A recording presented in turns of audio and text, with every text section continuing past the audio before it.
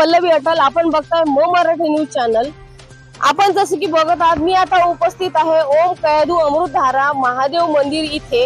याच मंदिरातून दरवर्षी लाखोच्या संख्येने भाविक भक्त हे कळमनुरी शहरातील स्थित चिंचाळेश्वर महादेव मंदिरापर्यंत जातात आणि तिथून कावड भरून जी आहे या कयाधू अमृतधारा मंदिरच्या परिसरात आणतात आणि इथे भगवान शिव यांच्यावर पाणी विसर्जन त्यांना अर्पित केलं जातं, त्यांच्यावर अर्घ दिला जातो।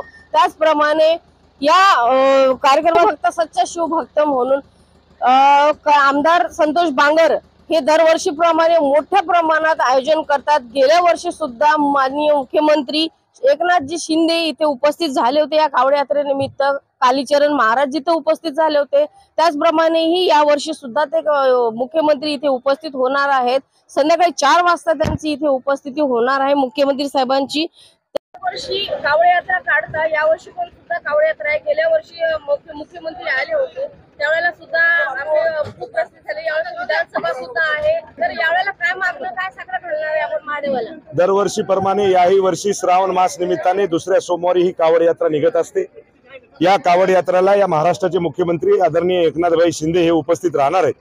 दरवर्षी तर ते राहतात, पण हे या वर्षी तुम्हाला सांगतो की उदय सामंत असतील, संजय राठोड असतील, भरतशेठ गोगावले असतील, हे सुद्धा या कावडला उपस्थिती त्यांची लाभणार आहे। आणि लाखोच्या संख्येने शिवभक्त चिंचाळेश्वर महादेव ते ओम कयाधू अमृतधारा महादेव पर्यंत हे पदयात्रा आणि महादेवाला अभिषेक करत असतात।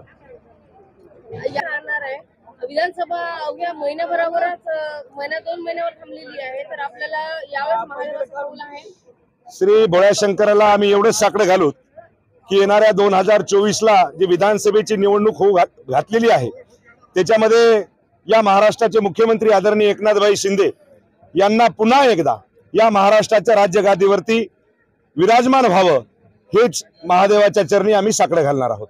लाखाच्या वर शिवभक्त तुम्ही आता बघितला असेल, तुमच्या माध्यमातूनच आपण या महाराष्ट्राच्या सर्व शिवप्रेमी हिंदू म्हणजे एक सर्वसामान्य जे म्हणजे आपले जे म्हातारे माणसं असतात, बुजुर्ग असतात, 80-90 वर्ष, त्यांना दिसत नाही अशा लोकांना तुम्हाला सांगतो चलता येत नाही, अशा आपण आपल्या माध्यमातून टीव्हीवर या भोळ्या शंकराचं दर्शन मला वाटतं की आपल्या माध्यमातून आपण दाखवसाल।